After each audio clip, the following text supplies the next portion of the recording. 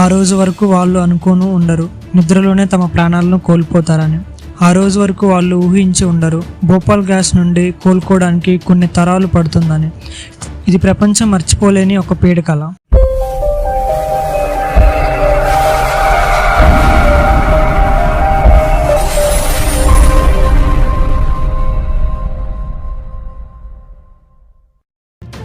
Hello guys, నేను మీ తరుణ్. మీరు చూస్తున్నారు ఇన్ఫోరాక్స్ YouTube channel.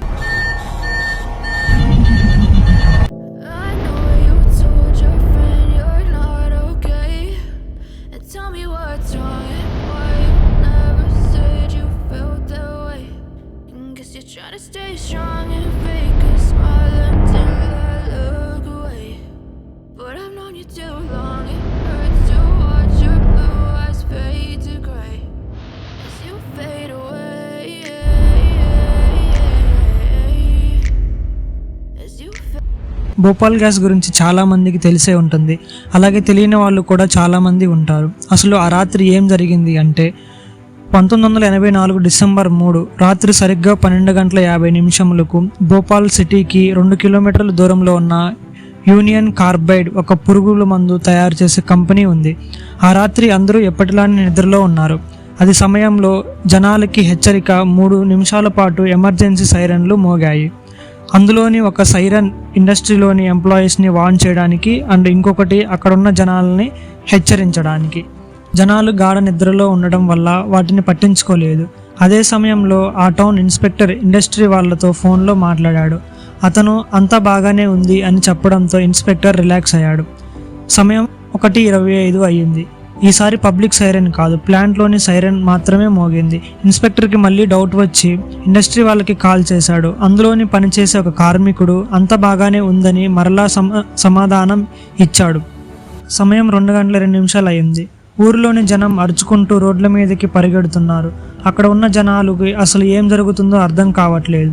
ఇండస్ట్రీలోని siren inspector phone ఒకేసారి మోగడంతో ఇన్స్పెక్టర్ కొంచెం భయంతో ఫోన్ ఎత్తగానే, సార్, ఇక్కడికి జనాలు వింత లక్షణాలతో వచ్చి కుప్పకూలిపోతున్నారు అంటూ హమీదా హాస్పిటల్ నుండి ఫోన్ చేసి చెప్తారు. ఏమి చేయాలో తెలియని సిచ్యువేషన్. ఇన్స్పెక్టర్ మరలా ఇండస్ట్రీకి కాల్ చేయగా చాలా సమయం తర్వాత ఒక వ్యక్తి కాల్ లిఫ్ట్ చేసి, we don't know what happened sir అని చెప్పి కాల్ కట్ చేస్తాడు. అసలు ఏం జరిగింది అంటే, ఆ మందుల కంపెనీలో ఉండే మిథైల్ ఐసోసైనైడ్ అనే ఒక అత్యంత ప్రమాదకరమైన గ్యాస్ లీక్ అయింది. అసలు ఎవరు ఊహించరి ఉండరు ఈ ఘటన చరిత్రలో ఎప్పటికీ మర్చిపోలేనిదని. అమెరికాలో యూసీసీ అనే ఫేమస్ కెమికల్ ఫ్యాక్టరీ ఒకటి ఉంది. వీళ్ళు ఈ పురుగుల మందు తయారీ చేసే కంపెనీని భూపాల్కి 2 కిలోమీటర్ల దూరంలో నిర్మించారు. ఈ కెమికల్ లిక్విడ్ లాగా ఉంటుంది. ఇది కనుక చర్మం మీద పడితే చర్మం కాలిపోతుంది. ఇది గ్యాస్ రూపంలో ఉన్నప్పుడు పీలిస్తే మనం ఊపిరి ఆడక చనిపోతాం. ఈ లిక్విడ్ని స్టోర్ చేయడానికి 3 ట్యాంక్స్ని యూజ్ చేశారు. అవి E610, E611, E619. తర్వాత ఆ ట్యాంక్స్ని నైట్రోజన్ గ్యాస్తో నింపుతారు. తర్వాత వాటిని అండర్ గ్రౌండ్లో ఉంచుతారు. ఒక ట్యాంక్లో 30 టన్నులకి మించి ఎక్కువ ఉంచకూడదు, కానీ వీళ్ళు మాత్రం 40 టన్నులకు పైగా స్టోర్ చేసి వాటిని అండర్ గ్రౌండ్లో పెట్టారు. ఒకప్పుడు ఈ కంపెనీకి చాలా బాగా లాభం ఉండేది, కానీ 1980 నాటికి కంపెనీ చాలా నష్టాల్లోకి వెళ్ళిపోయింది. గైస్, ఇప్పటివరకు మన ఛానల్ని ఎవరైతే సబ్స్క్రైబ్ చేయని వారు ఉన్నారో తప్పనిసరిగా మన ఛానల్ సబ్స్క్రైబ్ చేసి పక్కన ఉన్న బెల్ ఐకాన్ని క్లిక్ చేయండి. కొన్ని సంవత్సరాలుగా కంపెనీలోని సేఫ్టీ రూల్స్ పాటించక E610 ట్యాంక్ పూర్తిగా డ్యామేజ్ అయ్యింది. అందులోకి నీరు వెళ్ళడం మొదలైంది. ఈ కెమికల్కి లిక్విడ్ కలవడం వల్ల ప్రెషర్ బాగా పెరిగింది. 1984 డిసెంబర్ 2 రాత్రి అక్కడ పనిచేస్తున్న ఒకే ఒక్క కార్మికుడు ప్రెషర్ రీడింగ్ని ఒక్కసారిగా చూసి షాక్ అయ్యాడు. ఒకవేళ తప్పు చూపిస్తుందని అనుకున్నారు, కానీ 11:30కి గ్యాస్ స్మెల్ రావడంతో ఈ విషయం గురించి కంపెనీ సూపర్వైజర్కి ఇన్ఫామ్ చేశారు. కానీ అతను సీరియస్గా తీసుకోలేదు. టీ బ్రేక్ తీసుకొని చిన్నగా ఆ గ్యాస్ లీకేజ్ని వెతకమని చెప్పారు. 1976 నుంచి 1979లో ఈ కంపెనీలో చిన్న లీకేజ్ జరగడం వల్ల పబ్లిక్ సైరన్ యూజ్ చేయడం వల్ల పబ్లిక్ అంతా డిస్టర్బ్ అయిందని చెప్పి ప్రతి చిన్న పనికి పబ్లిక్ని డిస్టర్బ్ చేయకూడదని గవర్నమెంట్ సైరన్ వాడకూడదని రూల్ పెట్టింది. రాత్రి 12:40 అక్కడ పనిచేసే ఆపరేటర్ స్టోరేజ్ రూమ్లోకి వెళ్ళి చూడగానే ఒక్కసారిగా షాక్ అయ్యాడు. E610 ట్యాంక్లో ప్రెషర్ బాగా ఎక్కువ అయ్యింది. అవి పేలిపోవడానికి సిద్ధంగా ఉన్నాయి. ఆ గ్యాస్ని కంట్రోల్ చేయడానికి కొన్ని రూల్స్ ఉంటాయి, కానీ అవి ఏవీ పనిచేయలేదు. ప్రెషర్ వల్ల ట్యాంక్ పగిలిపోవడంలో ఆ గ్యాస్ అంతా అట్మాస్ఫియర్లోకి రిలీజ్ అయింది. కానీ చాలాసేపటికి ఇండస్ట్రీలో సైరన్ మోగించారు. కేవలం 45 నిమిషాల్లో మాత్రమే ఈ 30 టన్నుల మిథైల్ ఐసోసైనైడ్ గ్యాస్ అట్మాస్ఫియర్లో కలిసిపోయింది. ముందుగా బయట నిద్రపోతున్న వాళ్ళకి శ్వాస అందక నిద్రలోనే తమరు ప్రాణాలను విడిచారు. చాలామందికి కళ్ళు, ముక్కు, గొంతు మండటంలో అరుచుకుంటూ రోడ్లపైకి వెళ్ళారు. కొంతమంది మధ్యలోనే చనిపోయారు.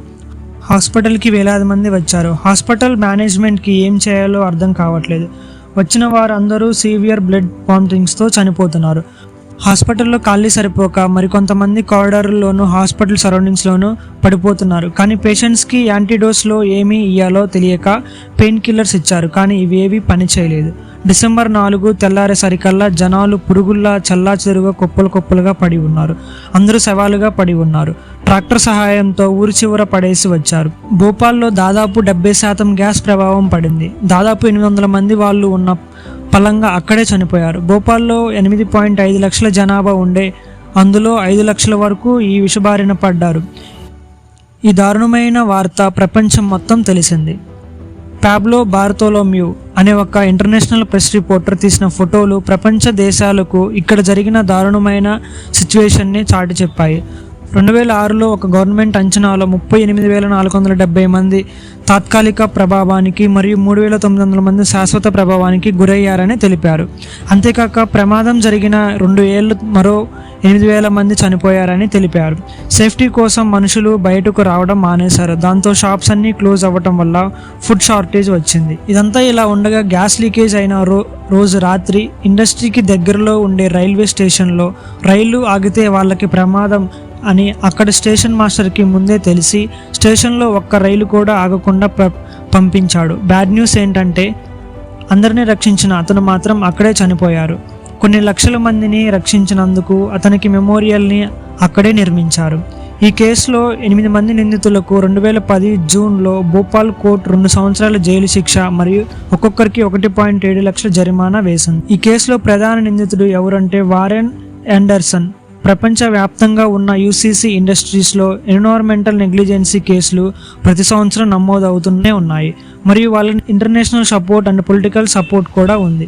35 ఏళ్ల క్రితం జరిగిన భోపాల్ గ్యాస్ డిజాస్టర్ వల్ల ఇప్పటికీ పుట్టే సంతానం వికలాంగులుగానే పుడుతున్నారు. ఈవెన్ ఇప్పటికీ కూడా ఆ కారణం వల్లే చనిపోతున్నారు. ఇప్పటికీ కూడా అక్కడ కెమికల్స్ గ్రౌండ్ వాటర్ని మరియు నదులను పొల్యూట్ చేస్తున్నాయి. 1999లో గ్రీన్ పీస్ అనే సంస్థ అక్కడ మట్టిని టెస్ట్ చేయగా ఉండాల్సిన దానికన్నా 6 మిలియన్ల శాతం ఎక్కువ ఉండటం చూసి షాక్ అయ్యారు. ఈ బాధితులకి ఇప్పటికీ సరైన న్యాయం దొరకలేదు. ఈ విధంగా భోపాల్ గ్యాస్ డిజాస్టర్ చరిత్రలో నిలిచిపోయింది. సో ఇదిగా ఈరోజు video. Please do subscribe our channel and like, share, comment.